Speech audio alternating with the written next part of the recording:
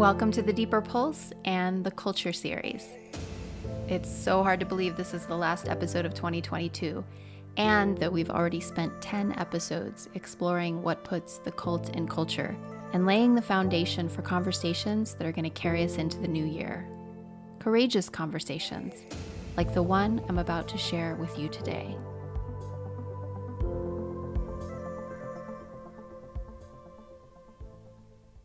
First, an important heads up.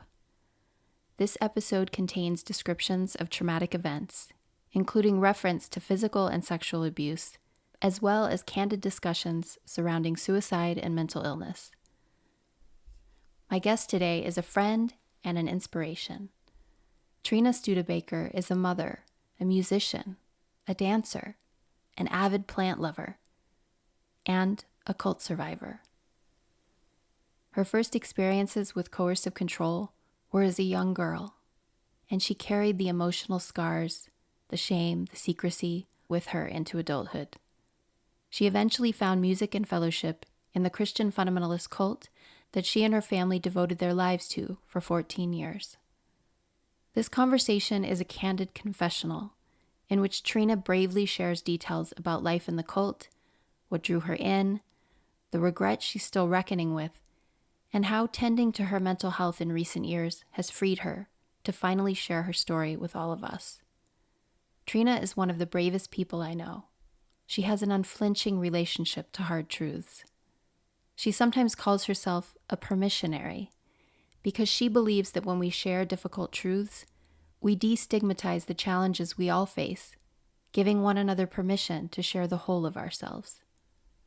And I couldn't agree more. There is so much pain and beauty contained in this heartfelt conversation, and I can't wait to share it with you. Please note, the stories and opinions shared in this episode are based on personal experience and are not intended to malign any individual, group, or organization.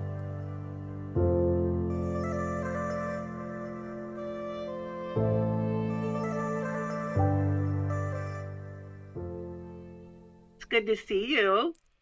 It's so good to see you too. I'm so glad that you agreed to do this, and it's just such a great excuse to connect. Yes, always. I was noticing something really interesting this morning. I mean, with everything that I've been through in my life, I've been like an open book with people because when you've been through so much, at least for me, I have so much compassion for others. And It's like if sharing part of my story will help someone, even if it's a little bit, I'm going to do it. So then this morning, I still found myself nervous. I mean, that's the gist of it.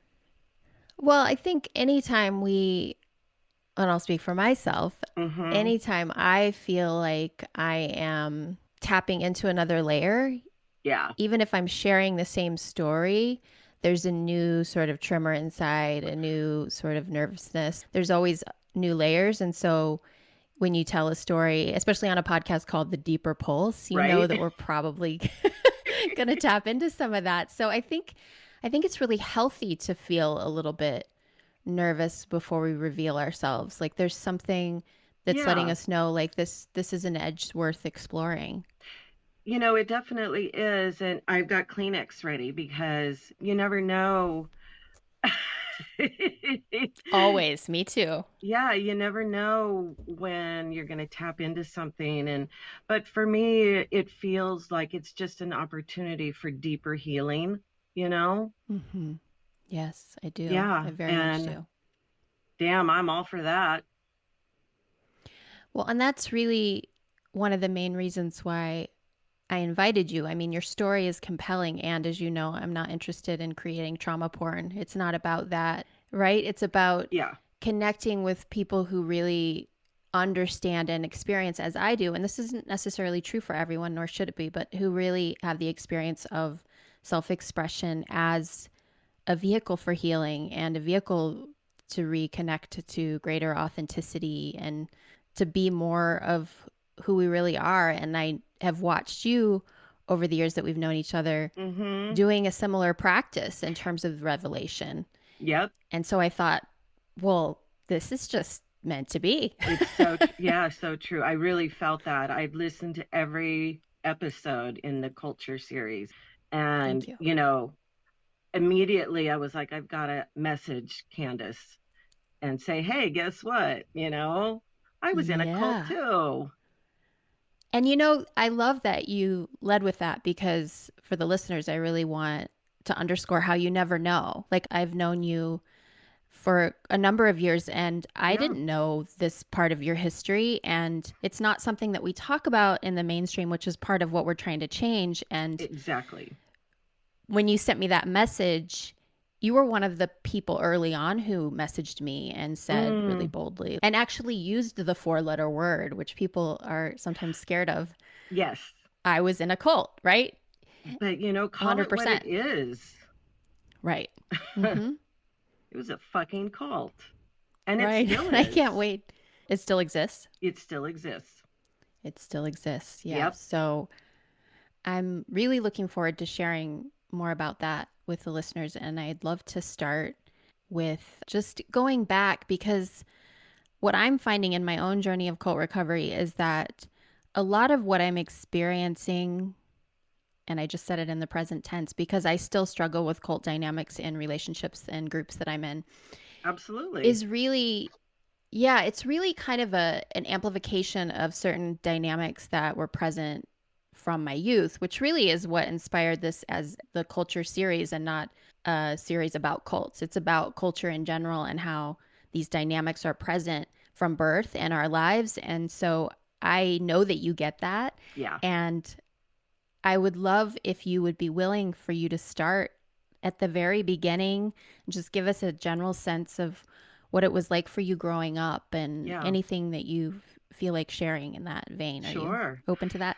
Well, like I've been an open book. And the thing that's beautiful about that is I don't feel shame about my story anymore because Mm, it's part of my story, and yeah. talking about it, helping to get rid of stigma around all kinds of things, mental health, because I have mental health problems, and the cult issue and Mm-hmm.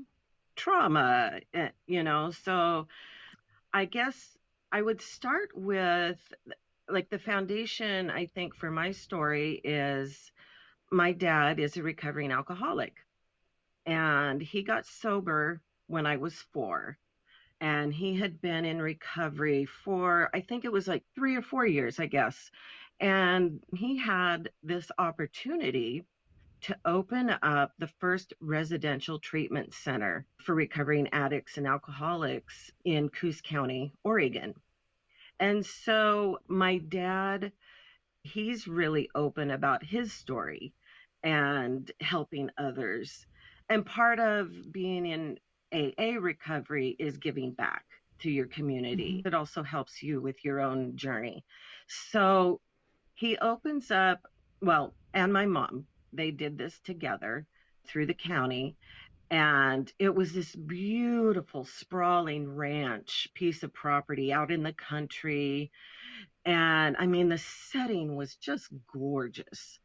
And this Mm-hmm. is back in the early 70s. So this situation would never happen today. But our family lived there with the recovering alcoholics and addicts. We lived there, and my dad was busy, like, being the manager, counselor, and just the general running of the place, the management. And then my mom was cooking and cleaning. And I was 8, my sister was 6, and we were 2 cute little girls. And, back then there weren't helicopter parents, and we were just left to run around on our own out in the country. And which, a lot of that I absolutely freaking loved. The Sure. trees I climbed, and I still have such fond memories of climbing trees. And like, as a child, that was one of my very favorite things to do. But at the same time, I would climb the trees to get away from the man who was sexually assaulting me. Mm-hmm. And I have a clear memory. I had climbed this one tree and I fell out of it. And I hit my back on a branch on the way down. I was unconscious. And I woke up to the man who was sexually assaulting me, standing over me. He carried me in as if he was this big fucking hero. So that abuse went on for quite some time. And my sister and I had hiding places. There were big, just lots and lots of blackberry bushes, and we had carved out tunnels because this guy was really big. He was way over Mm-hmm. 6 feet tall, and he couldn't get in where we would hide. And Yeah. I never told anybody. And I don't remember why. I don't remember if he threatened my family. I don't have any memory of that. But what I do have a memory of is how my body responded and how my body kind of locked down. And by the time I was 11, I had a full on eating disorder of anorexia. Mm-hmm. And the self loathing that happened as a result of that was that eating disorder. It absolutely consumed me. And I was a straight A student. People considered me a goody two shoes and always following all the rules, never causing any trouble. But in my mind, the eating disorder was consuming me. And I would have periods of time where I was more stable than others. And again, back then, we didn't have help for that kind of thing. I would have nightmares of this man. And there was a period of time, I was about 11, and strangely enough, we lived on East 11th Street. Funny how you Mm. remember little things like that. Yeah. And there was this period of time where my dad would hold my hand while I cried myself to sleep every night because I was afraid Mm. to go to sleep because of the nightmares. And Yeah. so my dad he was trying to be as supportive as he could, you know.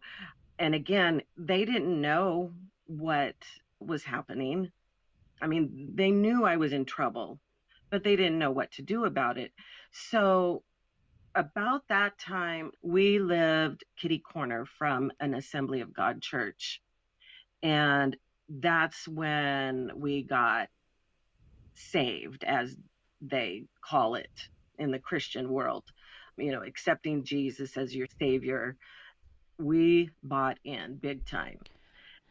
So, had you moved away from the ranch and were no longer Yes, creating this recovery community? You yes. had left the ranch. Yeah, we had left.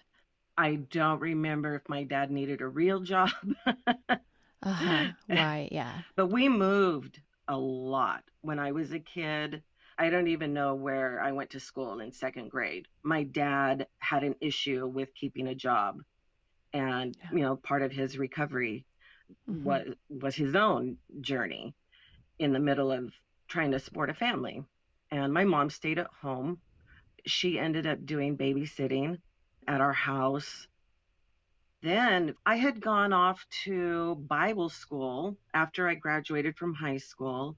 I played piano and I was training to be a classical pianist. And I had gone to a private Christian school near Santa Cruz, California. And the eating disorder that, like my sophomore year, is when it got really, really bad, like the peak. And so I'm anorexic. I'm filled with self loathing. I'm suicidal. And here's this man that shows up, so charming. Oh my God, was he charming and giving Mm-hmm. me gifts all the time. And, I fell hard. I got engaged to this man who ended up abusing me in every way you can think. So I was engaged to him when I went back my sophomore year. And after a period of time, the abuse didn't start right away, but Right. it escalated. And I was with him for at least a year. And the sexual abuse and the other abuses that he did, they were taking a toll. And I really took a nosedive with the anorexia to the point where the therapist that I was seeing at the school gave me a choice. He gave me a choice of either going into the hospital or going home to Oregon. And at that point, I wasn't about to go into a hospital because I knew that they would make me eat. And that was the last thing I was going to do. And so I went home to Oregon and I was emaciated. My skin was yellow from damaging my liver. And the doctors said I would never be able to have children because of the damage that was done. And, looking back, it was slow suicide. It's like I was separate from my body. Like there was me and then there was my body.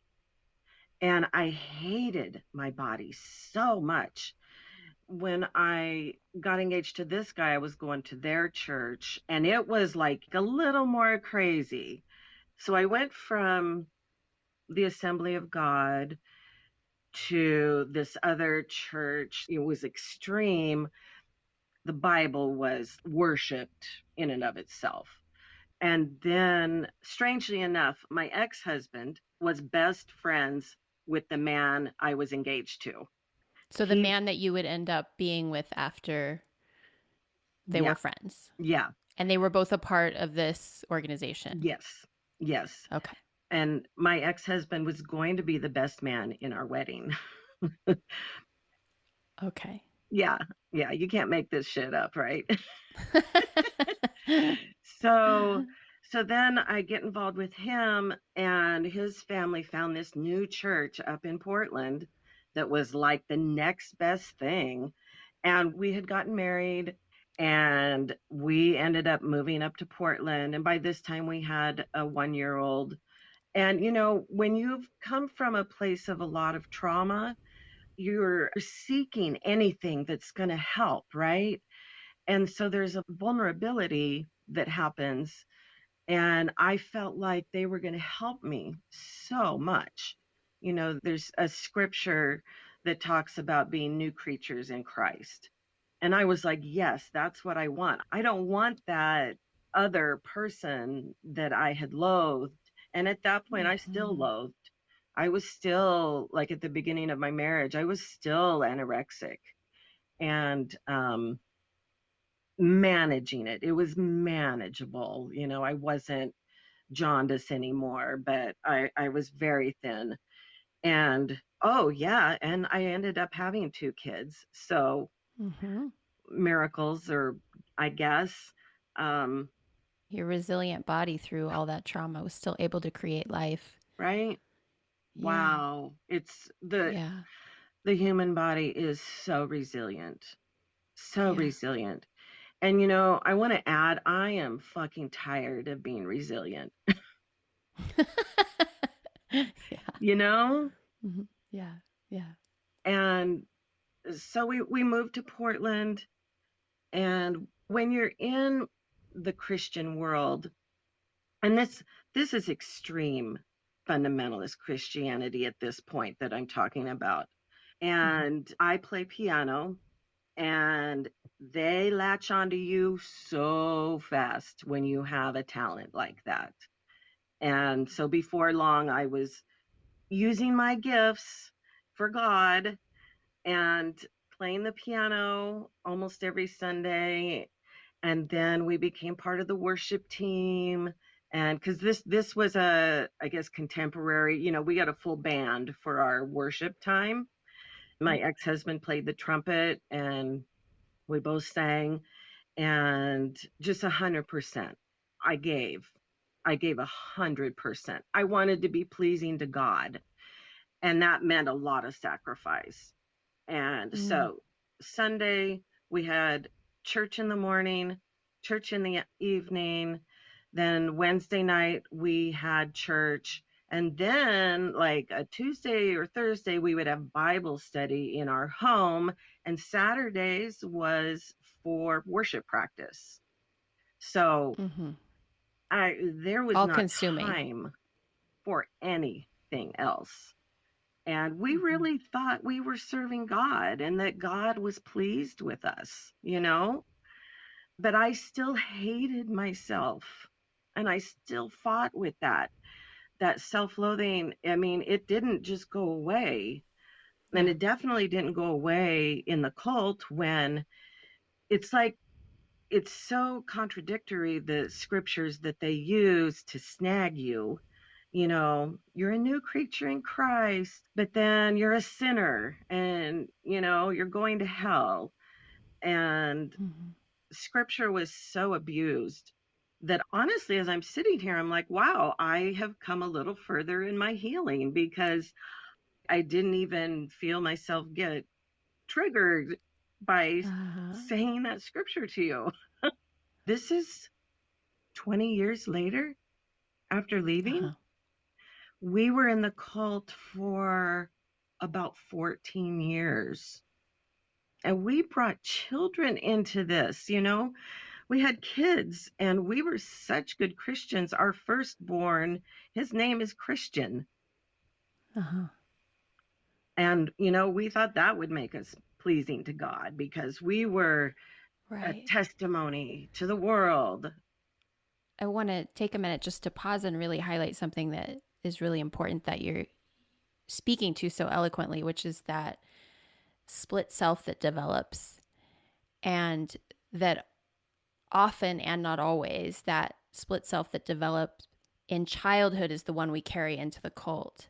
And this idea that there's aspects of us that are shame bound and we have to sequester off and keep hidden, even from ourselves. Like we Oh, don't yeah. even realize that the self that we're advocating for and the self that we're working so hard to step into and, to be a good Christian or a good wellness practitioner or whatever the thing is, Right. that it's really this false sense of self that has developed as a result of that split. And that these environments, and I want to talk more in a minute about what made it culty for people who maybe think, well, I know of a Christian community. Like, I want you to tell us in a minute a little bit more about what specifically made it culty and extreme.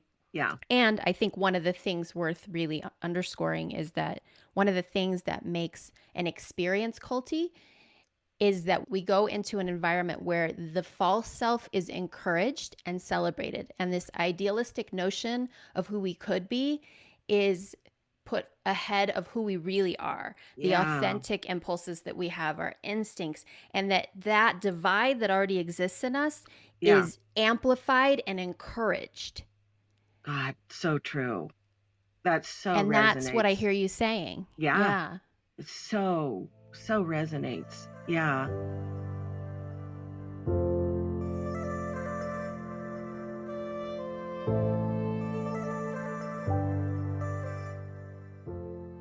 Some of the culty aspects that I came to, figure out after were, well, so my ex-husband and I ended up in leadership, and that was a sign of our spirituality. We were so pleasing to God.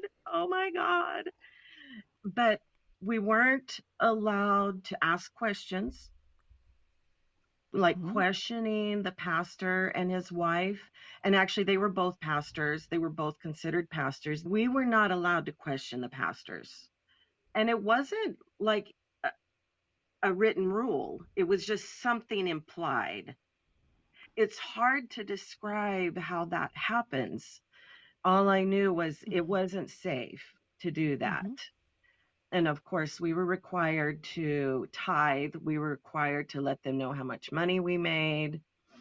And it didn't matter if we were going to go hungry, we had to give that 10%. And because being on the worship team wasn't enough, Right. we had The to free give, labor. yeah, we had to give financially too. Our speech, what we said, was also monitored. I've shared these examples with you before, but I'll share them again because, like, when I say these to Please. people, they laugh because they're like, are you kidding me? And it's like, no, I'm really not. We weren't allowed to say anything like, oh, we're so lucky that this and this happened. our pastor said that the word lucky was related to the word Lucifer. Therefore, we could not say it because that would be giving glory to the devil. Okay. And the devil was definitely the enemy, and the devil was behind every rock. So there was that. And then, sometimes as you're saying goodbye to someone and you wish them well and you say, take care, we weren't allowed to say that because there's a scripture that says we are not to take on the cares of the world. And by telling someone to take care, you're telling them that they should take on the cares of the world. And it's like, okay, wait a minute. The intention behind that is I'm wishing you well. But our Yeah. words were taken so literally and so Yeah. seriously. And man, if you didn't speak correctly, like let's say we were at a Bible study, and if you didn't speak correctly, you were called on it immediately. And Mhm. you had to reframe and rephrase things so that it would be more pleasing to God.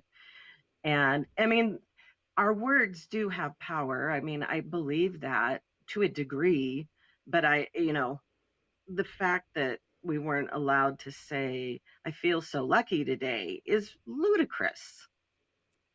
What's so interesting to me about it is how much overlap there is in terms of, so often we think of like fundamentalism and sort of these binary terms in our culture. There's like the right and there's the left. And it's like Right. the far right's extremist monitoring of language and the far left's extremist monitoring of language Oh, are yes, identical. It's just different language and different absolutely. rationales and a different sacred pseudoscience that's attached to it. And as you're saying all these things, I just couldn't help but think of all the new age circles I ran in and law of attraction and being literally in a workshop where I've told the story on the podcast, so I won't tell it again, but where I was actually prompted to reframe and reword myself, which I had done for years and I refused to do at that particular Yep. retreat for the first time ever. And what a radical act it was. I still will never forget how silent the room got because I laid claim to the fact that I wanted to express that I was feeling self doubt. And I was Oh, told to reframe it as yes. something positive, Right. right? What do you want? Talk about what you want, or what you don't want. And it's so, I love that you said literalizing because I think that's another thing I want, again, I'm sort of highlighting things in terms of like, what's culty? Like, where does that show up? And I think when it comes to Yeah. language, aside from the control over it and telling Yeah. people how to talk, which is weird enough, Yeah. this piece around that what I say, that it has some sort of like force field around it and that it's going Yeah. to change reality as we know it. I mean, it's Yeah. so presumptuous, but it's also kind of a really like emotionally immature perspective around what our emotions are meant to do and what the power that our words do have. Because I'm with you. Like, I'm all about being mindful and conscious with the words that I use, Yeah. but I've done it to a fault. Yep. And that fault is always connected to some magical thinking that I've been taught exists. Absolutely. And it sounds like it was operating there. Like, especially you're even talking about like the root of the word lucky is the same as the root of the word Lucifer. So therefore, I mean, talk about literal. Yeah. Right. Yeah. Yeah. I mean, our speech was so Fascinating. controlled. Another piece of that was it was a foundation of a belief system where we weren't allowed, like, let's say we were sick. We could not say that we were sick because that would give glory to the devil because the devil brought on the Mm. sickness. Oh, wow. And so we had to, in those instances, we could only speak scriptures that talked about how Jesus healed us. And so we couldn't ever be real with anybody. It was all this facade of, oh, life is just, rainbows and unicorns. And when inside, you're dying. You're dying Yeah. to express what you're going through. I Yeah. the 13, 14 years we were in there was the loneliest time of my life. I don't like telling other people's stories, but this is kind of important as far as how it relates to me because of the sexual trauma that I brought into our marriage. And so, with that thinking, as my ex-husband became a teenager and wanted to masturbate, which is absolutely natural, it was a sin. When he would want to masturbate, he would self-harm to keep himself from sinning.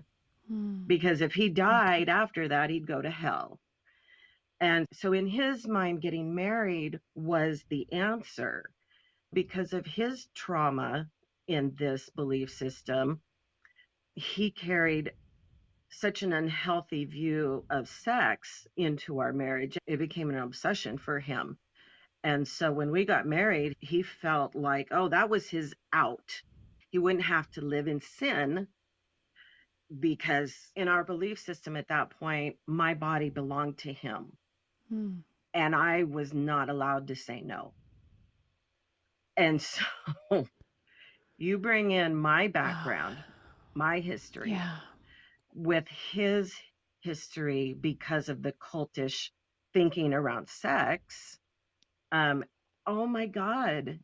Literally, the first week we were married was when I realized, oh my God, I wasn't self aware back then. I didn't really understand what was happening, but I knew he had an unhealthy obsession around sex. And I remember thinking, oh, I can probably do this for 20, 25 years. I made it to 28. And, because divorce is a sin too, right? And heaven forbid we do anything that's not pleasing to God according to this belief system. So sex became a huge, huge divide in our marriage. Again, I wasn't allowed to say no. And when we had our son, our firstborn, my ex-husband resented him because it took away time and energy that I would normally have for him and for sex. Because sex was the most important thing in his world. And so our oldest, Christian, he has all these behavior issues. So guess what? We were taught that you needed to beat the living shit out of your kid because the Bible has scriptures, spare the rod, spoil the child, and however that scripture goes. And so my ex-husband was brought up in that. He also had the living shit beat out of him. And I have so much compassion for him. He didn't have a choice. And my ex-husband, he was the one that would do it. He would beat him. And I wanted to be pleasing to God. So I had to be the submissive wife. It didn't sit well with me because this wasn't like a little paddle on the butt. This was like a beating, leaving marks on a 2-year-old child. Oh, honey, I'm so sorry. That's the hardest part of all of this for me. Yeah. And there was a point in time when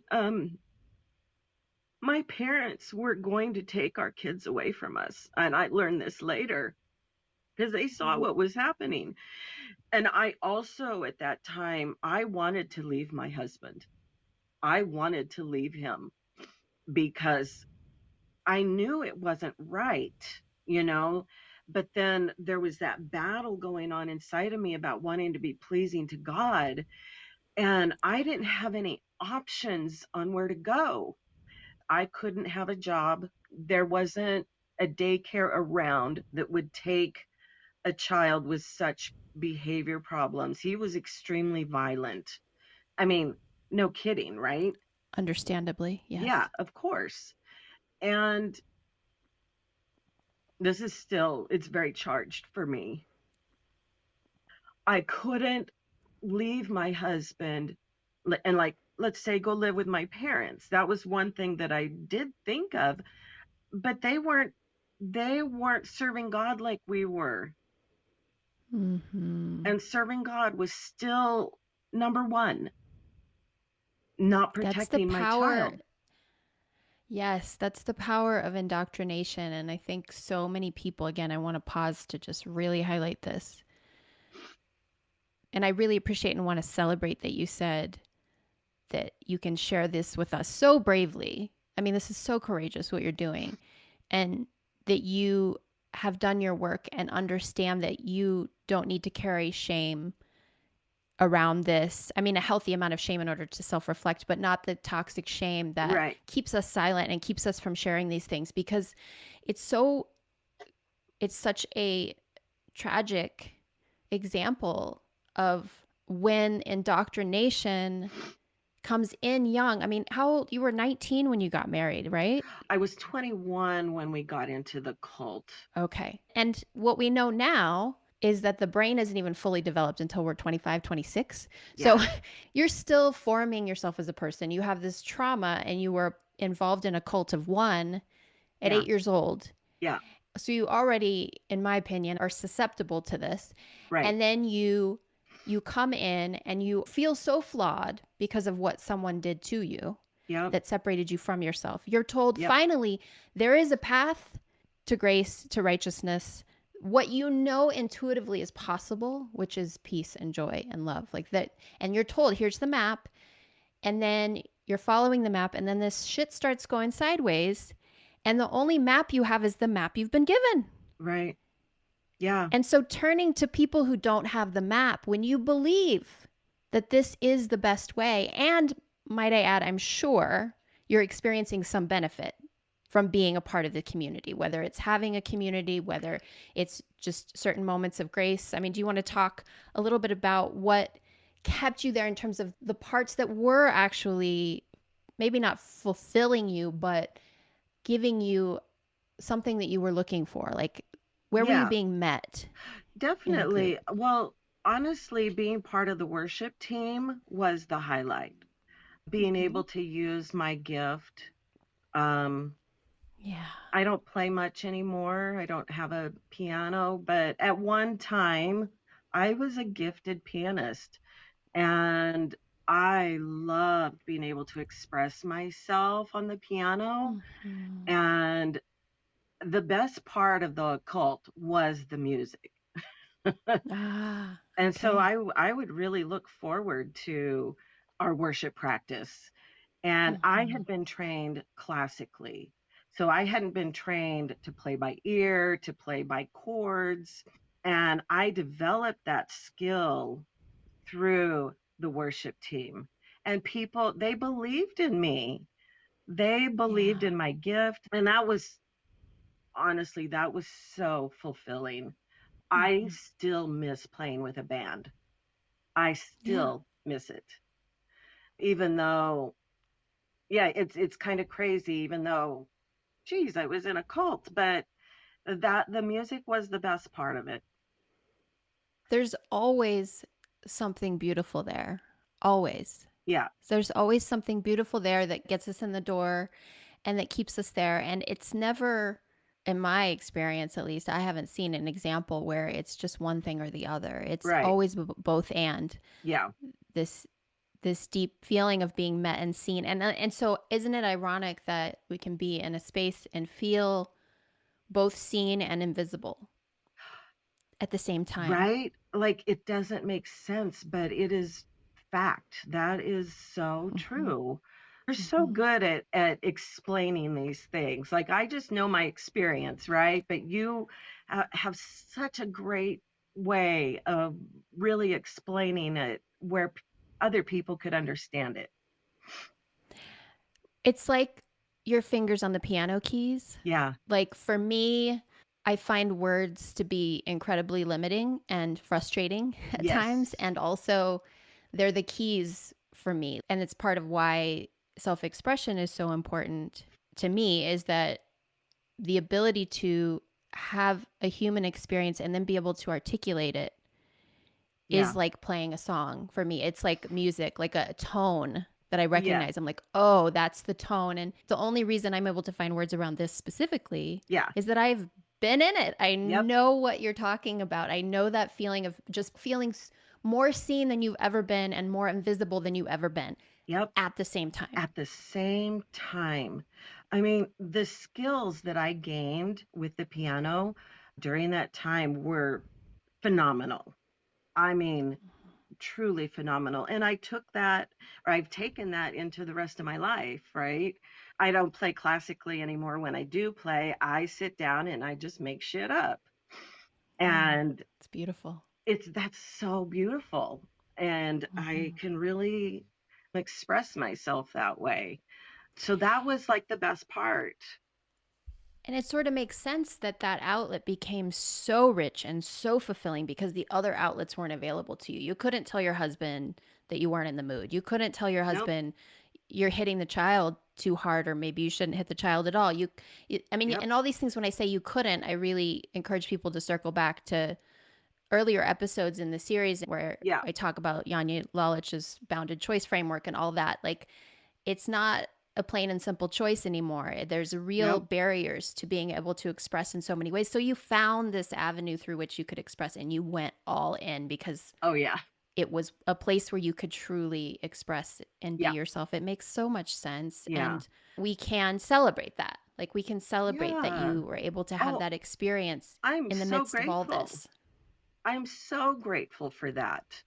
Like, that was a gift to me. That was a gift to me that I've taken into the rest of my life. And I'm forever grateful for that.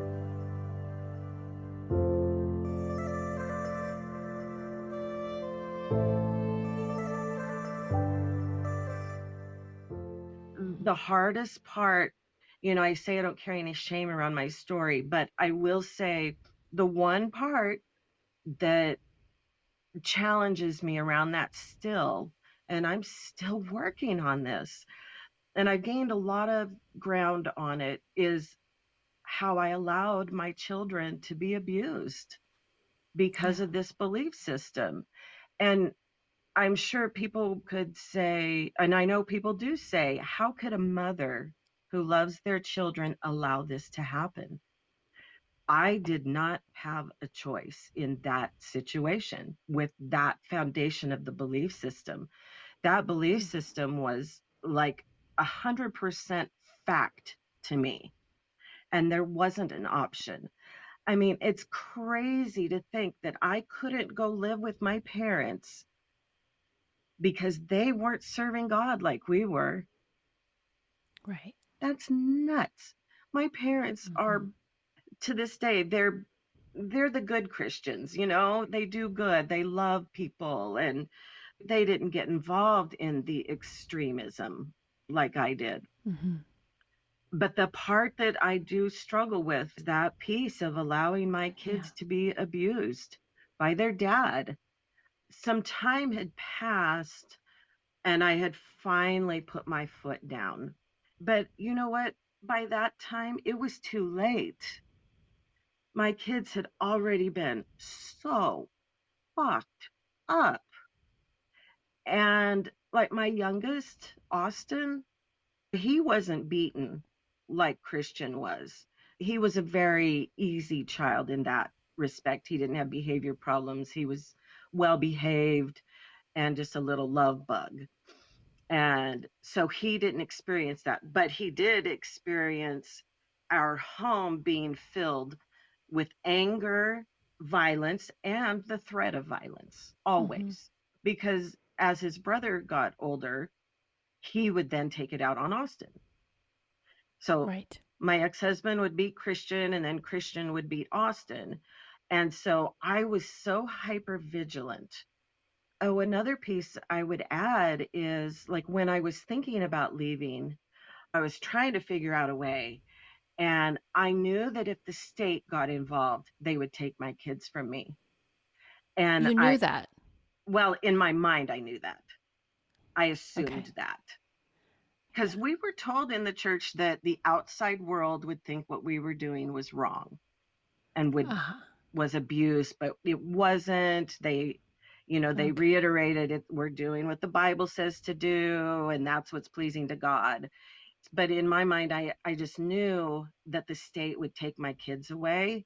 And then where I took that in my mind was then they would end up in foster care. And then in my mind, they would end up being sexually abused, like so many in foster care are. And that was because of my trauma around that.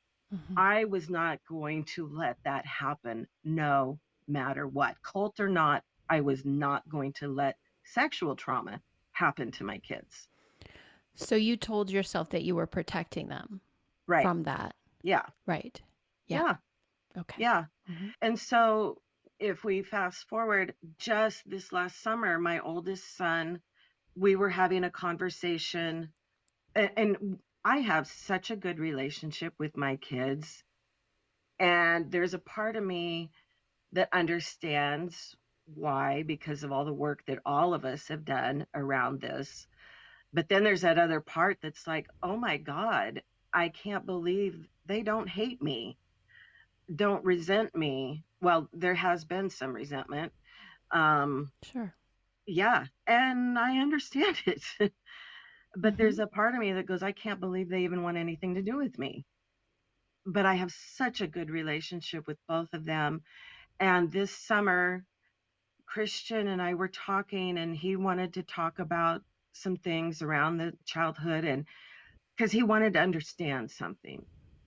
He said, Mom, there's this one situation where Dad had taken me. He had picked me up to beat me, and he had picked him up by the throat to carry him back into the bedroom where he would do the beatings.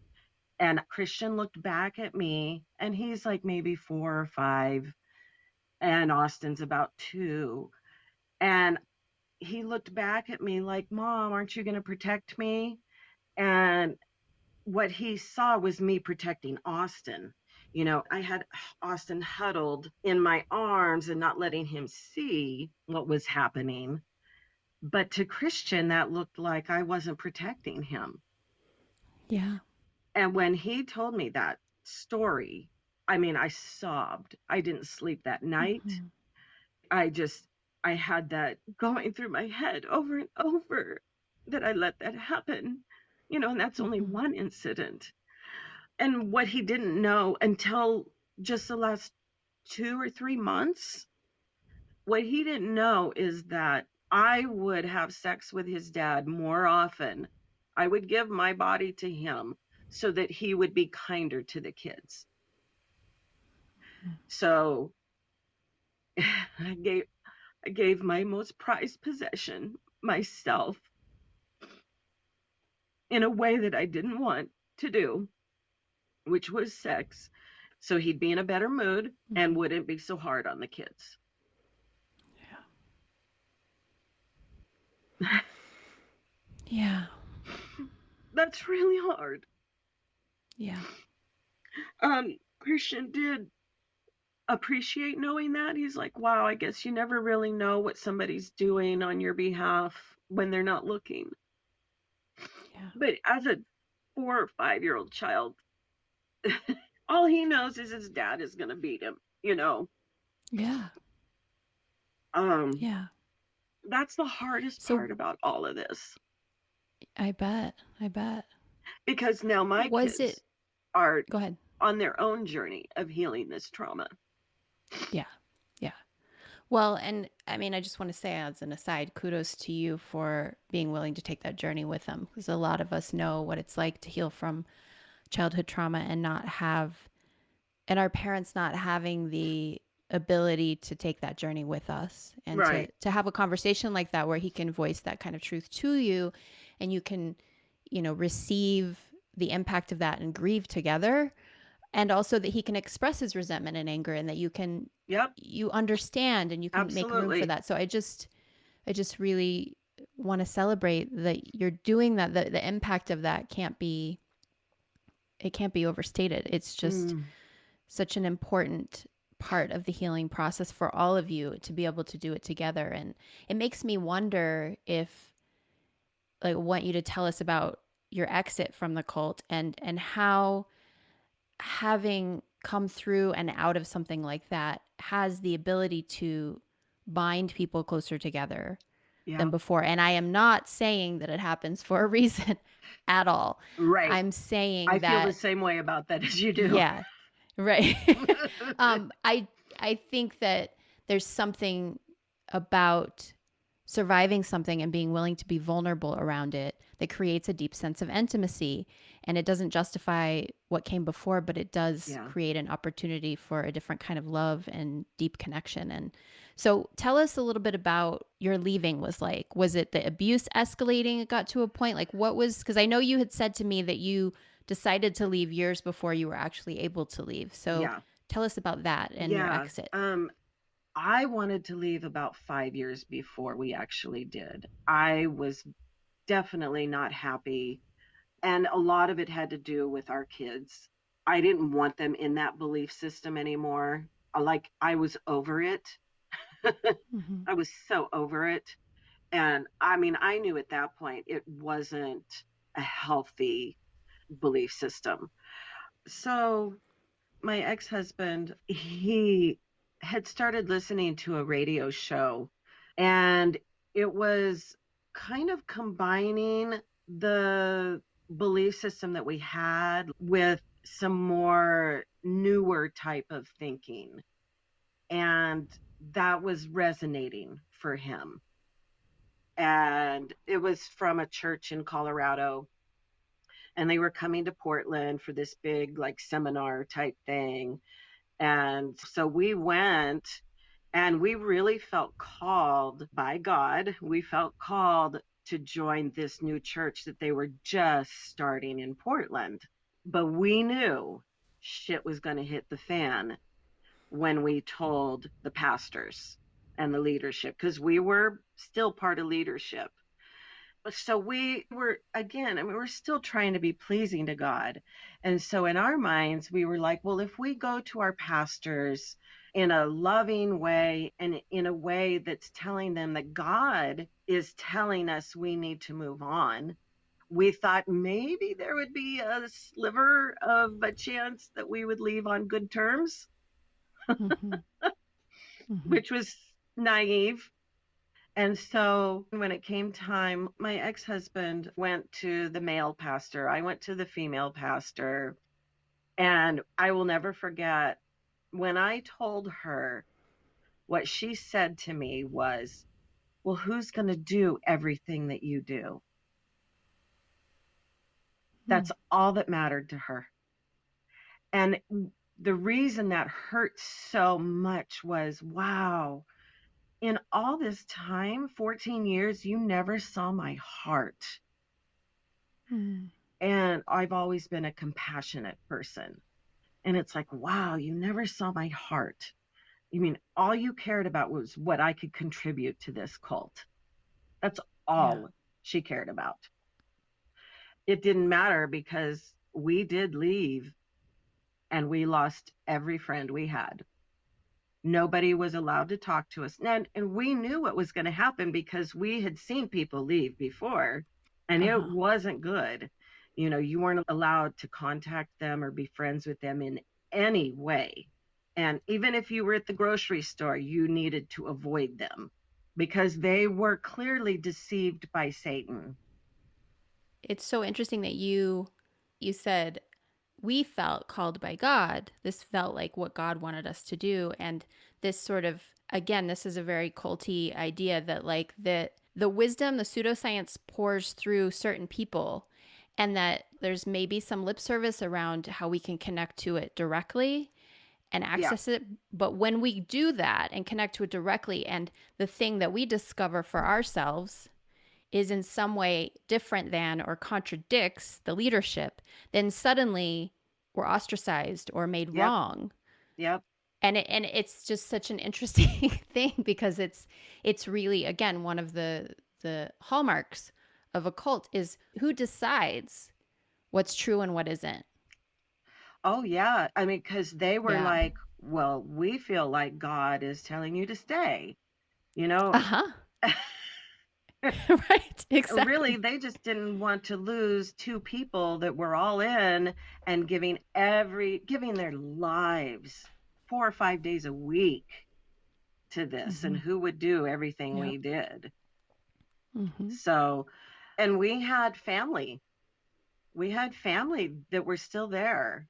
My sister-in-law and her husband and their 4 girls, they were still there, and they barely talked to us, mostly to try to convince us to come back.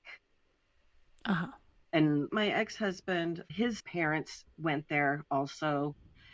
And so we didn't go to family gatherings after that for quite some time. And then, interestingly enough, after we left, there was a mass exodus that began to happen, because it was almost like, well, if they can leave, maybe we can leave too. Yeah. And I was so fucking happy that other people were leaving. But the damage was already done as far as with family. In their eyes, we were worshiping Satan now. Can you, I mean, Yeah. Binary. Very binary. I had given my husband at that time an ultimatum about the violence that was in our home. And I told him he had to get therapy or I was leaving. And the boys were older at this point, and we must have been out of the cult at that point because I felt comfortable saying I would leave him. I began to have serious mental health problems. I mean, I already had them, but they began to be harder for me to hide. I was at my end. I was tired of being hypervigilant. My nervous system was shot. I began to have health problems. And when I attempted suicide, I had been out of the cult for quite a while. And after that happened was when I had this realization of, oh, now it's time to deal with that sexual trauma that happened when I was 8 that I had not told anybody about. And I must have been 40 at this point. Something like, yeah, it was about 40. So decades I held in that trauma. And I started to get some help after that, like real help. And in one of my sessions, I had this aha of being separated from my body and realizing for my healing to really begin, I needed to become friends with my body. And I needed to forgive my body because I had developed this hatred of myself. And what I realized, I had this hatred of my body didn't protect me when I needed it to protect me the most. And so I began developing that partnership with my body, becoming friends with my body. And it was such a raw but beautiful time for me. After the suicide attempt, I felt like for the first year or two after that, I was fighting for my life. And so I was making decisions and I was choosing life finally. And it meant digging in with lots of the trauma. In one of my sessions with a therapist, my ex-husband and I, we had gone into marriage counseling, and our marriage was in trouble and we knew it. And we were in therapy off and on for like 5 years, went through 2 separations. But I will never forget when we were in one session and I learned, and this is crazy to think that I didn't know this, but I learned that I am an autonomous being and I get to say who touches me and who doesn't. And how they react is their problem. And I mean, that was huge for me that I could actually say no to my husband, like with sex. All of a sudden, I had permission to say no. And it was a revelation. Being autonomous has been life saving. And then it allows other people to be autonomous in my Yes. life. Yes. And so, like, I feel so strongly about honoring someone's yes and someone's no because of my experience.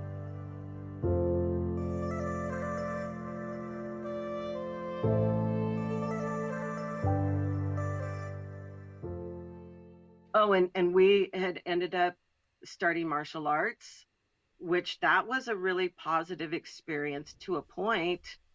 Mhm. And then with even that, our grand master ended up being a pedophile. So he was married, and I was really good friends with his wife. And what we didn't know was that he had groomed her from the time she was 12 or 13. He frequently cheated on her, and she got to the point where, she was over it. And also, what then came to light, he had been grooming somebody new.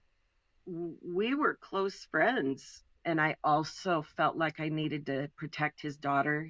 At the time, his daughter was 8. I knew I could not keep quiet, and I had to testify against him. I was on the stand for 3 hours testifying against someone who was one of my closest friends. How long into that friendship until you discovered the truth about him? Oh, it was years. Wow. Yeah. He ended up being in prison for 5 or 6 years.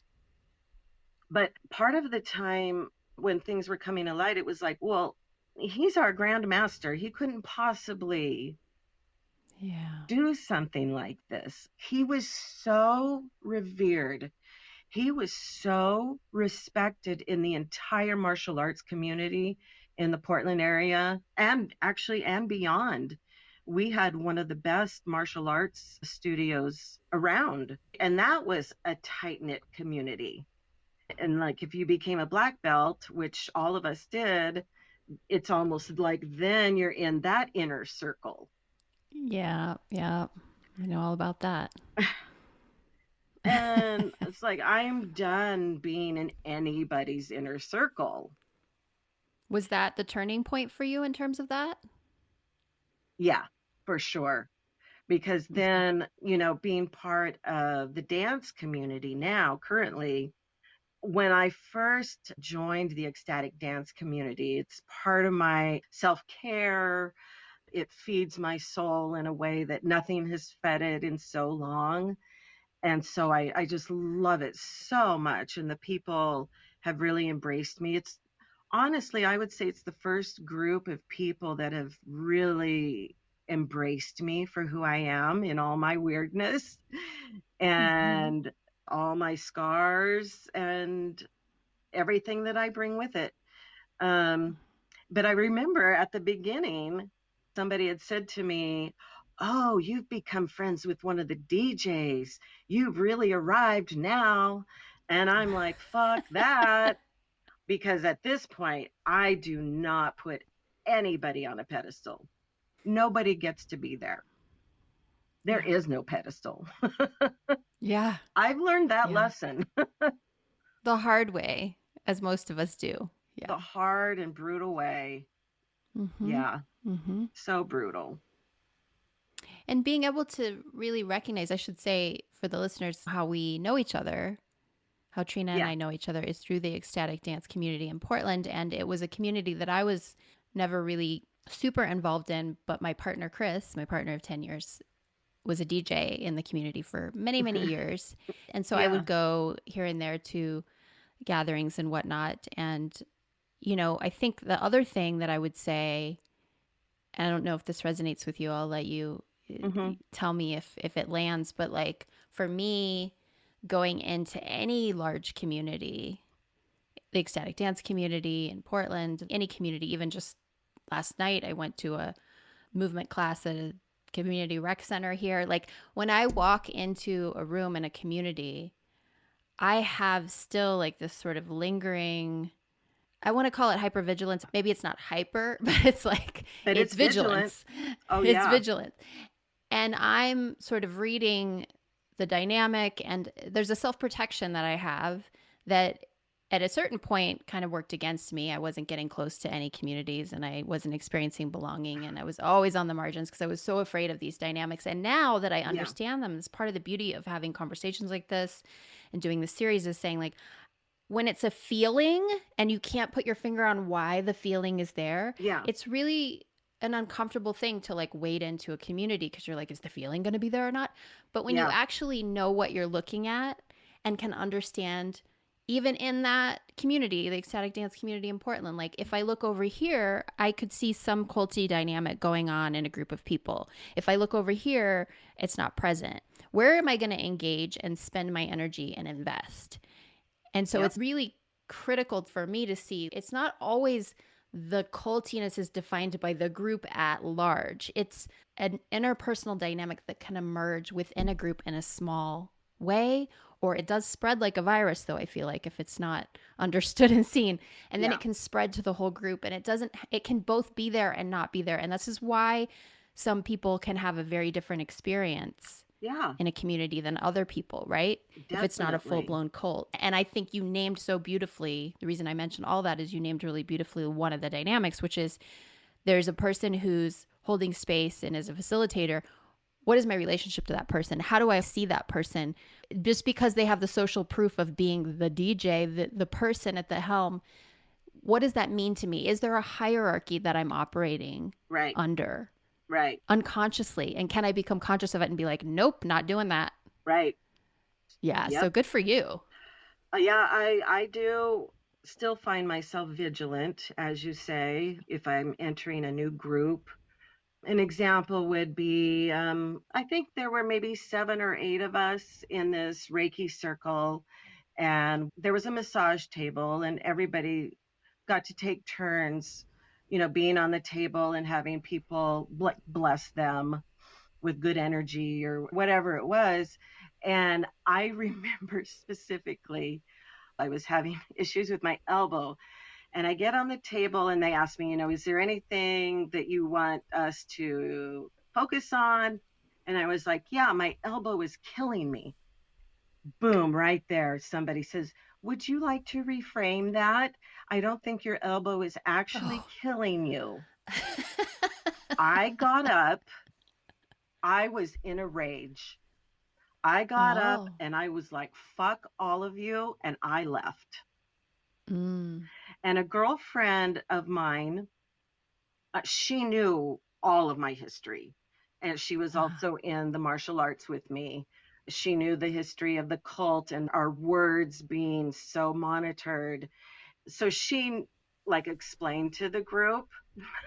But I mean, to this day, Yeah. in some of these circles, people are Mm-hmm. hyper vigilant about Yeah. every word they say. So Right. like when we got out of the cult, Candice, I let the words fly.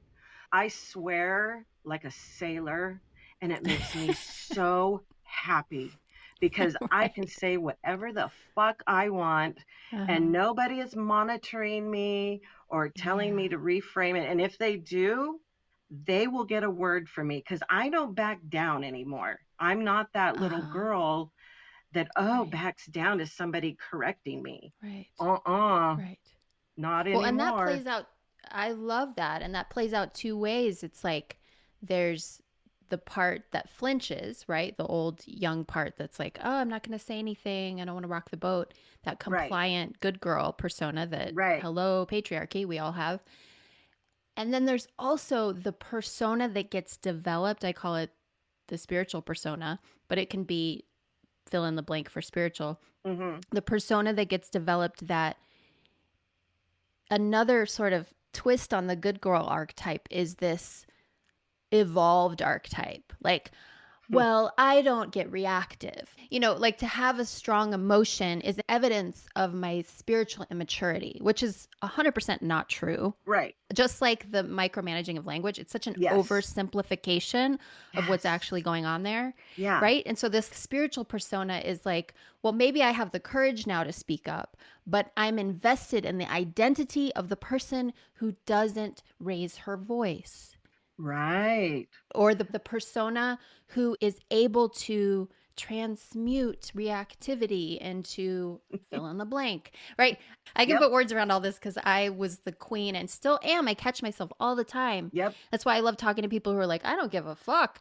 Yep. Because I'm like, I want to be in that space and surrounded by folks who are both mindful and also irreverent, who are Definitely. both doing their inner work and also not emotionally constipated. So just to say, I'm right there with you. And I love that you have been able to not only step beyond the trauma that you experienced in your youth in terms of your expression and be brave enough to say no, Yeah. which is massive.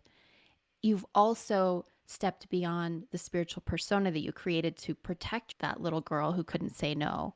Right. And you're able to express yourself authentically outside of that too. And I just think that's so Mm. inspiring. Oh, thank you. What I know is that for my mental health, I have to be authentic. I can't be that fake person anymore or, have that persona or a desire to have people perceive me in a certain way. I really don't give a rat's ass how people perceive me. I know for my own mental health who I need to be and how I need to be it. And part of that for me is being authentic, being honest about my feelings. And if Mm-hmm. I'm hurt or sad or angry, and I don't want to reframe those fucking emotions. Right. It's no different than the God and the devil. It's just a different way of saying, It like, is. oh, if I have a negative emotion, that's why the phrase negative emotion really gets my goat at this point. Me too. I haven't figured out another way to describe that spectrum. And it Uh, just makes me nuts because it's very similar to like the good versus evil, God versus the devil. This is good and this is bad. It just feels like another way that we hide from ourselves and each other and therefore do harm. right. Yeah. Um, I have found that once I really embraced who I am, I have so many people come to me to share something dark with me because they know I'm not going to judge them, that I will have compassion for them and allow them to be where they're at and not try to Mm-hmm. fix them or change them, but just witness. And I have found I have a wealth. Oh my God, I have a wealth of friends. And I think part of it is because I have gotten myself to a place where I can really be authentic. And that Yeah, resonates for people. 100%. It does. They want to It be really authentic does. too. We want it more than anything, I think, really deep down. And it's just a really scary, there's so many layers to that, like to authenticity, right? And it's like about continually uncovering those layers. And when we feel threatened by it, it's really something for us to pay attention to. So I really appreciate that it's really stepping out of the codependent paradigm of understanding that our expression isn't about making other people feel this way or that way. It's just about expression and that Yep, it's their responsibility to navigate those feelings. It's not to say that we're not cognizant of how our expression impacts others. That's happening too. Again, it's a both and, right? It's not either or. absolutely. It's both For and. Like that's sure. happening too. And really, though, when we are expressing from a place of taking care of the feelings of the people around us, we're not doing them a service either. Right, right. Yeah. You And you know, really get and that. there's a part of me that goes, wow, I didn't know I had autonomy. I didn't know that till maybe 6 years ago. Uh huh. Yeah. Wow. Yeah. But that's been like a foundation in Yeah. my healing. But I there's, could see there's that. so much, right? This healing There journey. always is. There's always Like more. there's not enough paper for me to make a list of the different healers or therapists and rituals and Mm-hmm. whatever that I have Mm-hmm. done to get to where I'm Right. at. Yeah. It's crazy. Yeah. Yeah. So, with that in mind, given that folks who listen to the podcast, some people have walked through many fires and we're giving language together to experiences that we all share. One of the things on the flip side of it is always like, what does recovery look like, and how do we heal? And there's so many answers to that question. And like you just said, and we could spend a whole series of podcasts answering that question. What question I Definitely. guess I want to ask you is, what would you say now, having gone through what you've gone through and survived what you've survived, to somebody who might be listening and is feeling a sense of stuckness, whether it's in a marriage or a group situation, a so-called cult? I know there's not one thing that can be said to a person in those moments because it's Right. bounded choice and it's a complex system that they're in. Yeah. But what do you see now that you wish you had known and seen then? Oh, what comes to mind is listening to my body. Now, when I was separate from my body for decades, that wasn't an option. But now that I have come into my body and I listen to my body, it's like really listening to it. Maybe there's somebody that makes you nervous for some reason, gives you a weird feeling, and you have that weird feeling in your gut. Trust Mm-hmm. that feeling, because what I have learned is our bodies carry so much wisdom. And that's been a really big piece for me, is listening to that. And then, there's also when you're talking with someone, engaging with someone, and you leave feeling lighter, or maybe like you really connected heart to heart with someone, listen to that. That's your Mm-hmm. body's wisdom telling you that, that was a really good thing. That was intimate. That was healing. That was helpful, or it was loving and compassionate. You know, Sharing my story, that makes me feel so alive.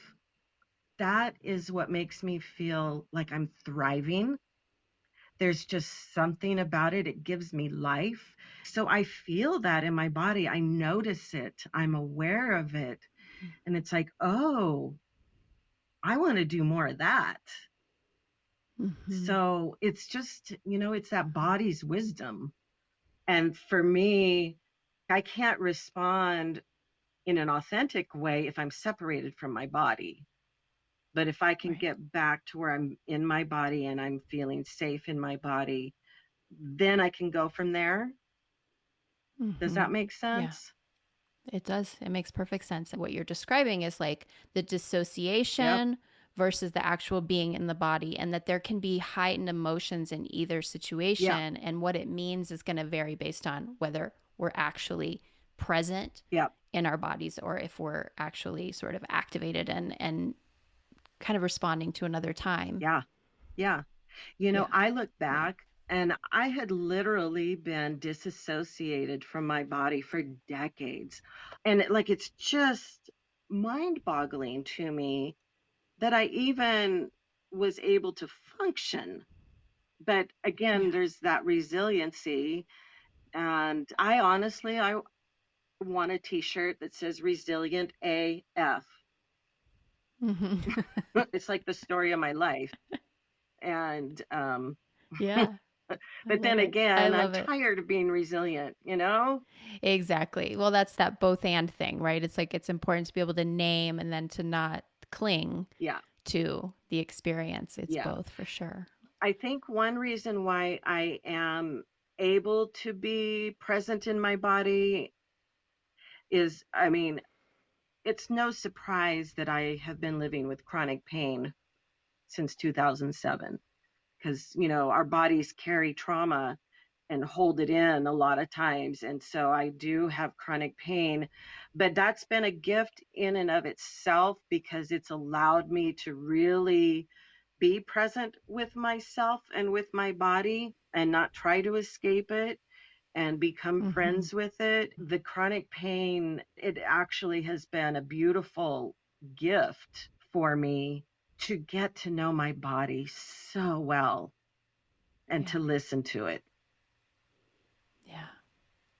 Yeah. Well, I'm so grateful that you agreed to do this.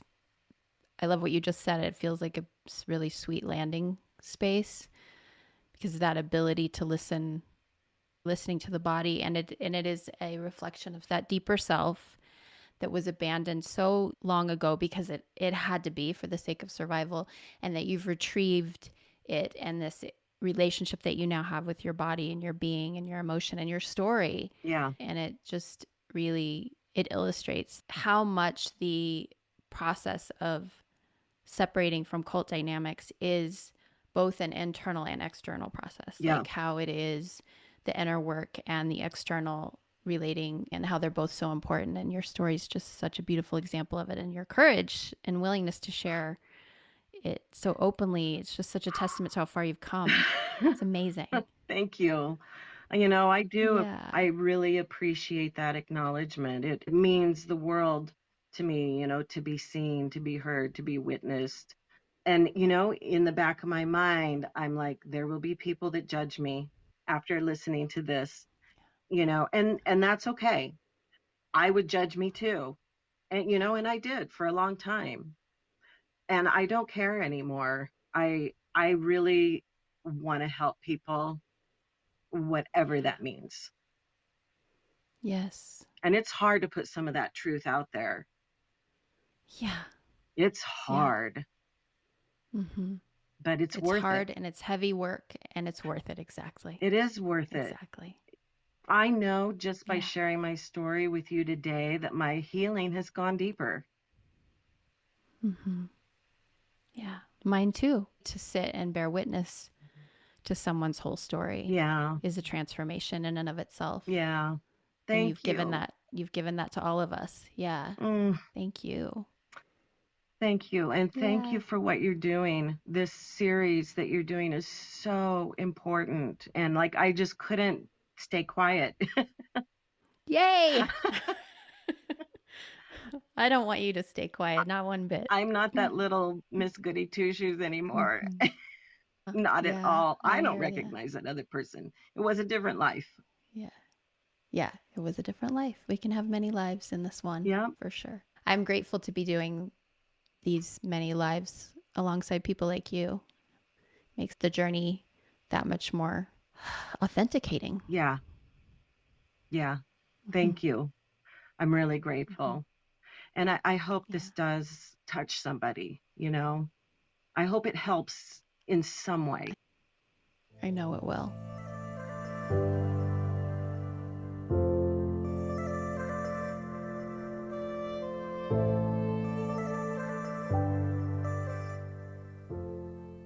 Wow, I just have so much love for this beautiful human, not only for her courage and her resilience, but for her remarkable journey towards self acceptance. Nothing about what Trina just did was easy, and that's what makes it so damn important. For those of us who struggle with our mental health from time to time, which, by the way, is most of us, I'm here to say, I see you.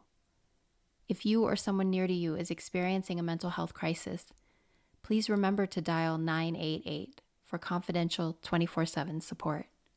And let's do our own work so that we can make room in our hearts for stories like these. Cultic conditioning thrives in silence, so it is imperative that we normalize our challenges, darker truths, and shadow stories. May we be inspired by Trina and all who are brave enough to share their stories. May we become permissionaries for one another. If you'd like to hear more from Trina, consider subscribing to her YouTube channel, Growing Chronically Hopeful, where she shares about her ongoing journey of healing. Or you're welcome to reach out to her directly via email at writetotrina@gmail.com. Links are in the show notes. Okay, friends, next week is another BFD. I'll be sharing a recent conversation that I had with two humans that, at least in part, inspired the launch of this series. I'm not going to tell you the who and what of it yet because I want it to be a surprise, but for now, let's just say that the next episode is going to feature two guests who have been a huge inspiration to me, and I'm pretty damn thrilled that I got the opportunity to sit down and have a heart-to-heart with them. If you haven't yet, please rate, review, and subscribe to the podcast. And be sure to check things out over on Patreon, where your listener donations are making this work possible. And Patreon is where I drop all the extras. On Monday, I'm releasing another chapter of my ebook. Yes, that's finally happening. And if you join us over there, you'll get immediate access to all the many bonus episodes that are now available. Tracy Stamper and I have been deconstructing dogma post-org, and it's kind of sort of blowing our minds. The ideas just keep coming, and given that there's so much to share and so little time for me to edit, Patreon is a place where I can give it all away with ease. Videos, listen links, and other extras, it's all there for you at patreon.com/The Deeper Pulse. All right, that's it for 2022. I'll see you next week with a great launch to the new year. Be sure to tune in and keep on moving toward what moves you. Ciao.